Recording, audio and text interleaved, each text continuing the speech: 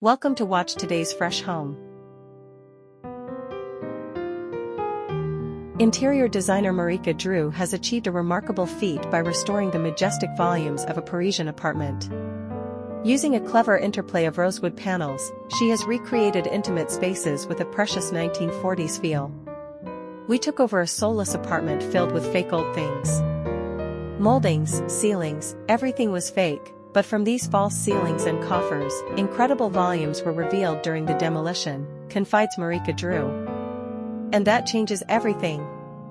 Indeed, already vast, the place reveals a ceiling height of 3.5 meters, which must be made the most of. Add a long gallery lined with spectacular square arches, and we understand the challenge for the interior designer to create grand perspectives that highlight this interplay of rooms and arches.